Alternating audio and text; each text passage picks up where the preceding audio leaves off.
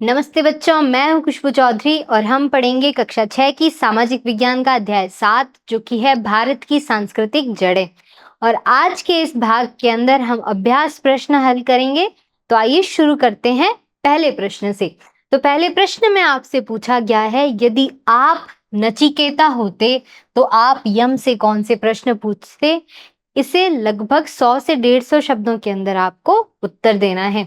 तो नचिकेता की हमने कहानी पढ़ी थी, उसके अंदर नचिकेता के पिता ने क्रोध में आकर उनको यम के हवाले कर दिया था। तो नचिकेता ने यम से कई सारे प्रश्न किए थे। तो अगर आप नचिकेता की जगह हो तो आप यम से क्या क्या प्रश्न करेंगे। तो मैं अगर होती, उदाहरण के लिए यहाँ पर मैं मेरा बता देती हूँ कि अगर मैं होती नचिकेता की जगह तो मैं यम से कौन से प्रश्न करती। लेकिन इसमें आप अपने अनुसार भी उत्तर लिख सकते हैं, वो ज्यादा अच्छा रहेगा। तो यदि मैं नचिकेता होती या फिर होता तो यम से निम्नलिखित प्रश्न पूछती। यहाँ पर अगर मैं मेरी बात करूँ तो मैं नचिकेता होती तो मैं ये कई प्रकार के प्रश्न पूछती, जैसे कि मृत्यु के बाद में वास्तव में क्या होता है, कि जब हम मर जाते हैं तब क्या होता है उसके बाद में। दूसरा, आत्मजन्म आत्मा जन्म, मतलब हमारी जो आत्मा है उसका जन्म और मृत्यु के चक्र से कैसे पार हो सकती है। आत्मा, हम जीवित हैं तब भी हमारे अंदर निवास करती है, लेकिन मृत्यु के बाद भी वो किस प्रकार से चक्र लगाती है। तीसरा है, मानव जीवन का अंतिम उद्देश्य क्या है, कि हमारे जीवन का क्या उद्देश्य है। चौथा, मृत्यु के बाद कर्म हमारे अस्तित्व को कैसे प्रभावित करता है, कि कैसे हमारे किए गए कर्म मृत्यु के बाद हमें प्रभावित करते हैं। अब मेरा तो ये मानना है, देखो, कि मृत्यु के बाद का जो जीवन है उसके अंदर कर्म हमारे क्या करते हैं, कि हमें एक अच्छे इंसान की छवि देते हैं। अर्थात हमारी मृत्यु के बाद जब कोई हमें याद करेगा तो कि हाँ यार, वो इंसान अच्छा था, उसने कई सारे अच्छे काम किए थे। तो इसी प्रकार से हमारा कर्म हमें अच्छे फल तो देता है। जब हम जीवित होते हैं तब भी हमें कर्मों का फल मिलता है, और मरने के बाद भी लोग हमें हमारे काम की वजह से जानते हैं। अगर कोई इंसान बुरा है तो उसको बुरा इंसान मानेंगे, कोई अच्छे कर्म कर रहा है तो उसको अच्छा इंसान माना जाता है लोगों के द्वारा। तो लोगों के मन में जो आपके लिए भावना है, जो विचारधारा है, वो क्या है, आपके कर्म का फल है। लेकिन यहाँ यम से प्रश्न हो रहा है कि मृत्यु के बाद में कर्म हमारे अस्तित्व को किस प्रकार से प्रभावित करता है। ये प्रश्न मैं यम से पूछती। और इन प्रश्नों का उद्देश्य क्या है, अस्तित्व के बारे में गहन आध्यात्मिक सत्य को समझना, कि हमारा जो अस्तित्व है उसके बारे में गहन अध्ययन करना या फिर उसके सत्य को समझना, जैसे कि कठोपनिषद में नचिकेता की खोज में उजागर किया गया। जैसे नचिकेता ने अपनी जानकारी हासिल की थी कि कैसे आध्यात्मिक ज्ञान या फिर आध्यात्मिक सत्य को समझा उन्होंने यम के द्वारा, कि मृत्यु के बाद क्या होता है। ठीक वैसे इन प्रश्नों का यही अस्तित्व है, यही इसका उद्देश्य है। अगले प्रश्न की तरफ बढ़ते हैं। बौद्ध मत के कुछ केंद्रीय विचारों को समझाइए और इन पर संक्षिप्त टिप्पणी लिखिए। अर्थात बौद्ध धर्म की जो विचारधाराएं थी उसके बारे में हमें लिखना है, कि केंद्रीय विचार कौन कौन से थे जो कि भगवान बुद्ध द्वारा उपदेश दिए गए। तो वो उपदेश कौन कौन से थे जिन्होंने लोगों को प्रभावित किया और उनके अनुयायी बन गए। वो प्रभावित लोग कौन थे, भिक्षु और भिक्षुणी, जो कि भगवान बुद्ध के अनुयायी थे। तो इस प्रश्न का उत्तर आप कुछ इस प्रकार से लिखेंगे कि बौद्ध धर्म के केंद्रीय विचारों में शामिल है कौन कौन से, अविद्या या फिर अज्ञान। अज्ञान और आसक्ति क्या करती है, मानवीय दुख के मूल कारण है। जो मानव का दुख है उसका मूल कारण है अज्ञान, अविद्या या फिर आसक्ति। दूसरा है अहिंसा। इसका मूल अर्थ है चोट न पहुंचाना या फिर चोट सॉरी इसका मूल अर्थ है चोट ना पहुंचाना, तथा यह विचार वचन और कर्म से ही हानि से बचने की वकालत करता है। तो ये जो विचार है अहिंसा का, ये क्या करता है, हमारे कर्म से हानि को बचाने की वकालत करता है। दूसरा है बच्चों अहिंसा। अहिंसा का मूल अर्थ है चोट नहीं पहुंचाना, तथा यह विचार जो है वो वचन और कर्म से हानि से बचने की वकालत करता है। क्या करता है? हानि से बचने के लिए वकालत करता है। अहिंसा यहाँ पर बौद्ध धर्म में या फिर भगवान बुद्ध द्वारा बहुत ज्यादा इसका उपदेश दिया गया था कि हमें किसी के प्रति हिंसा नहीं करनी है। तो अहिंसा का समर्थन इन्होंने किया था कि किसी भी व्यक्ति को हमें चोट नहीं पहुंचानी है। तीसरा है आंतरिक अनुशासन। बुद्ध ने ज्ञान प्राप्ति के लिए आंतरिक अनुशासन पर जोर दिया कि कैसे डिसिप्लिन में रहकर या अनुशासन में रहकर लोग ज्ञान की प्राप्ति कर सकते हैं। चौथा है संघ।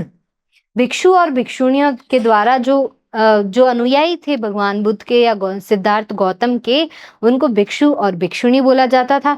भिक्षु मेल जो उनके अनुयायी थे और भिक्षुणी फीमेल यानी जो औरतें उनकी अनुयायी थी, उनको भिक्षु और भिक्षुणी बोला जाता था।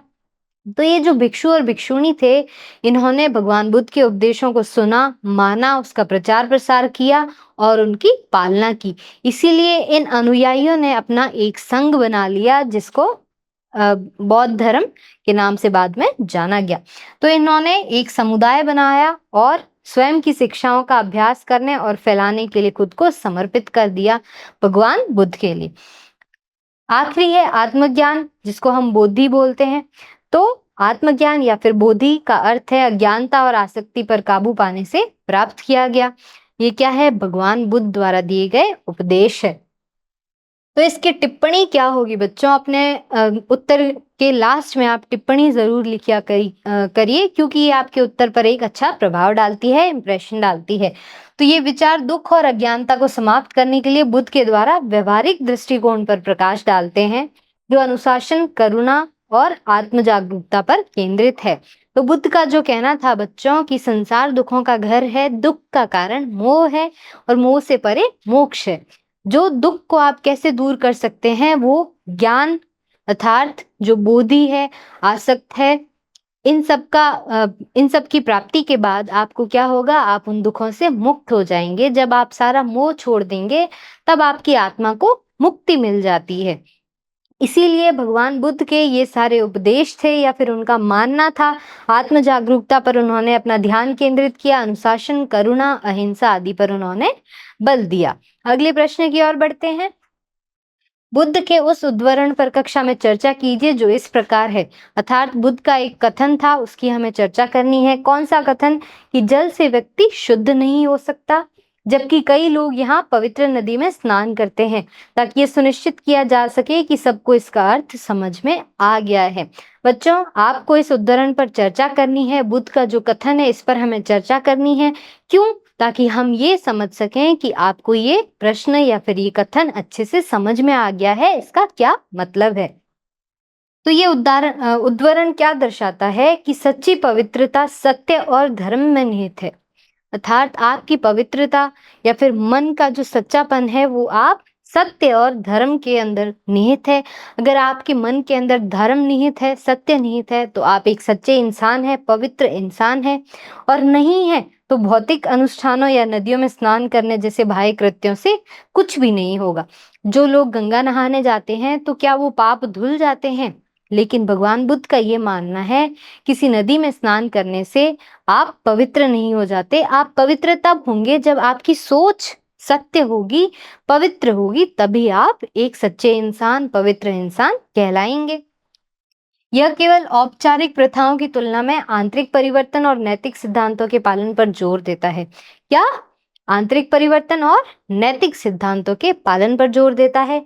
और ये दृष्टिकोण बौद्ध धर्म के ईमानदारी और व्यक्तिगत अनुशासन पर ध्यान केंद्रित करने के साथ में मेल खाता है कि किस प्रकार से बौद्ध धर्म के अंदर ईमानदारी का जिक्र किया गया है, व्यक्तिगत अनुशासन पर ध्यान केंद्रित करने पर जिक्र किया गया है। अब अगले प्रश्न की ओर बढ़ते हैं। जैन मत के कुछ मुख्य विचारों को समझाइए, इन पर संक्षिप्त टिप्पणी लिखिए। जैन धर्म के मुख्य विचारों या फिर इन महावीर ने क्या क्या उपदेश दिए थे, बेसिकली यहाँ पर यही बात हो रही है। वो उपदेश क्या थे? वो महावीर की विचारधारा थी। तो हमें इन्हीं विचारों को समझाना है या फिर इन विचारों पर प्रकाश डालना है, जिस पर हमें एक टिप्पणी लिखनी है। तो जैन धर्म के केंद्रीय विचारों में कौन कौन से उपदेश या फिर विचार शामिल है? वो है अहिंसा, जैसे बौद्ध धर्म में भी थी अहिंसा, जिसमें क्या होता है, सभी जीवित प्राणियों के प्रति विचार, वचन और कर्म से अहिंसा।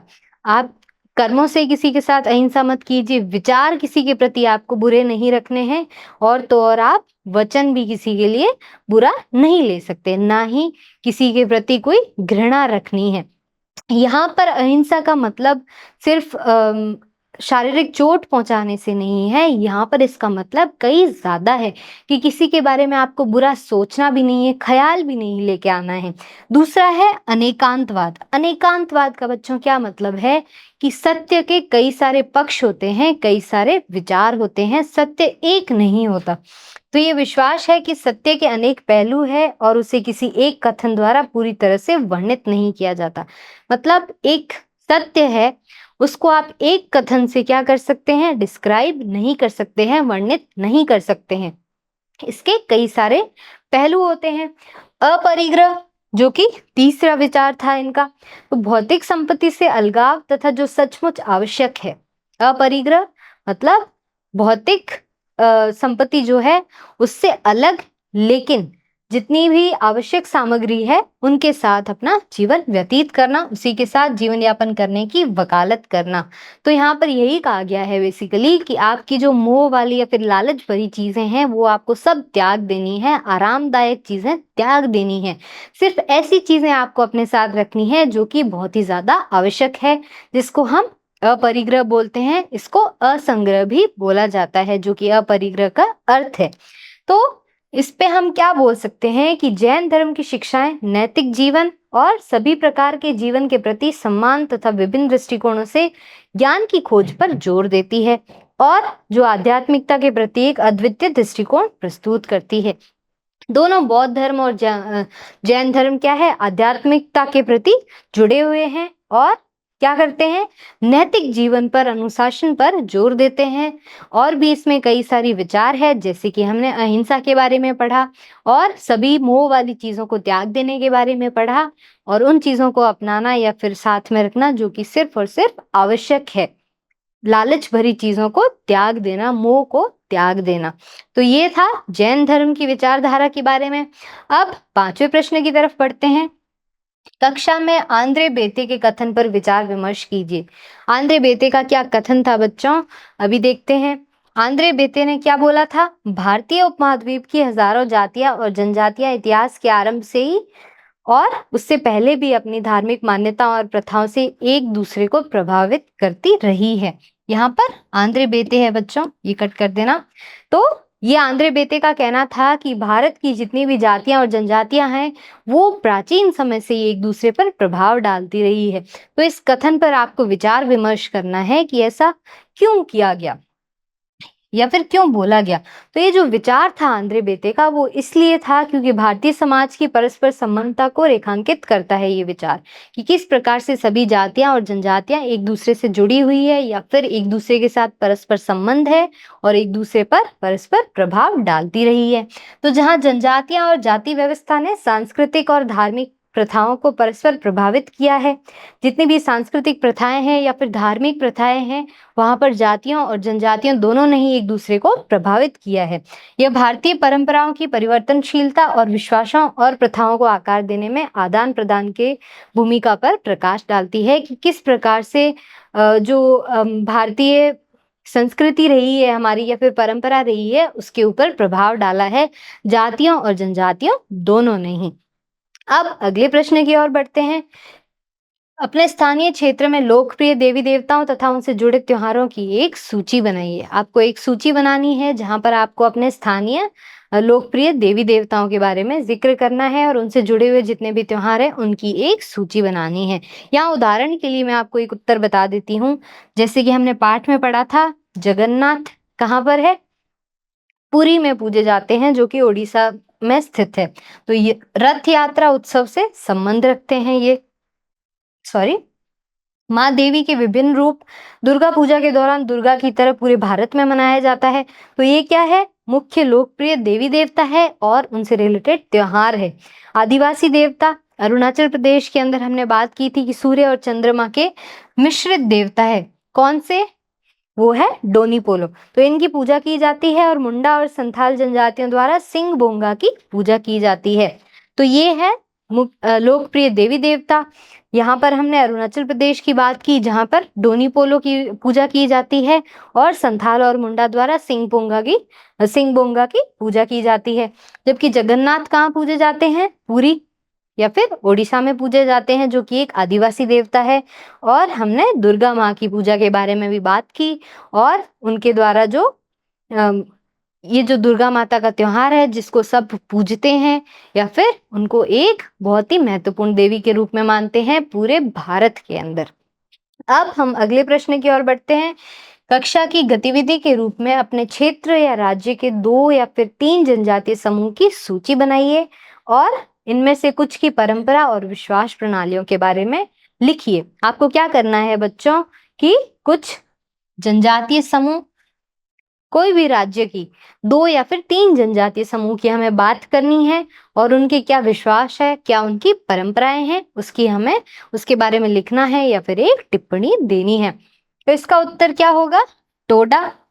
हमने पाठ में बात की थी टोडा जनजाति की, मुंडा और संथाल की भी बात की थी। तो टोडा जो कि नीलगिरी तमिलनाडु में है, नीलगिरी की चोटियों को देवी देवताओं के पवित्र निवास स्थल के रूप में पूजा जाता है। नीलगिरी के अंदर 30 से भी अधिक ऐसी चोटियां हैं जिन पर देवी देवताओं का निवास माना गया है। दूसरा, मुंडा और संथाल जो कि पूर्वी भारत की जनजातियां हैं, सर्वोच्च देवता सिंह बोंगा की पूजा करते हैं और प्रकृति को पवित्र मानते हैं। तो ये जो मुंडा और संथाल है वो क्या करते हैं? सिंह बोंगा की पूजा करते हैं और उनको एक पवित्र देवता के रूप में मानते हैं। तो ये 2 देवताओं के बारे में हो गया। तीसरा हम बात करेंगे अरुणाचल प्रदेश की जनजातियों के बारे में, जहां पर सूर्य और चंद्रमा के संयुक्त देवता जो कि डोनी पोलो है उनकी पूजा की जाती है और उनकी कला के अक्सर जटिल नक्काशी और वस्त्र शामिल होते हैं। अर्थात इनकी कला के अंदर वस्त्र जिस पर जटिल नक्काशी होती है वो शामिल होते हैं और जो प्रकृति की पवित्रता में उनके विश्वास को दर्शाते हैं कि किस प्रकार से अरुणाचल की जनजातियां प्रकृति की पवित्र पर विश्वास करती है। ये सभी उनकी विचारधाराओं से उनके जो सोच है, विचार है और उनके पूजे जाने वाले देवी देवताओं से हमें किसी जनजाति की क्या वो मानते हैं, किन किन चीजों की पालना करते हैं उसके बारे में या फिर संस्कृति के बारे में ज्ञात होता है। अब हम 8वें प्रश्न की ओर बढ़ते हैं जहां पर हमें कथन पढ़ने हैं और सत्य और असत्य का पता लगाना है। तो पहला कथन क्या है? वैदिक ऋचाओं को ताड़पत्र की पांडुलिपियों पर लिखा गया था। क्या ये सत्य है या फिर असत्य है? वैदिक ऋचाएं जो थी उनको ताड़पत्र की पांडुलिपियों पर लिखा गया था या फिर नहीं? जी नहीं। तो ये कथन क्या है? असत्य है कि वैदिक ऋचाओं को ताड़पत्र की पांडुलिपियों पर नहीं लिखा गया था। दूसरा है वेद भारत के सबसे प्राचीन ग्रंथ है। तो ये कथन सत्य है या फिर असत्य? जी हाँ, बिल्कुल सत्य है कि वेद भारत के सबसे प्राचीन ग्रंथ है। लेकिन अगर हम विश्व की बात करें तो विश्व के प्राचीन ग्रंथों में से एक है, सबसे प्राचीन हम नहीं कह सकते। अगला कथन है वैदिक कथन जो कि है एकम सत विप्रा बहुधा वदंती में ब्रह्मांड की शक्तियों की एकता की मान्यता प्रकट होती है। तो क्या इस कथन के अंदर ब्रह्मांड की शक्तियों की एकता की मान्यता हमें दिखाई देती है या फिर प्रकट होती है?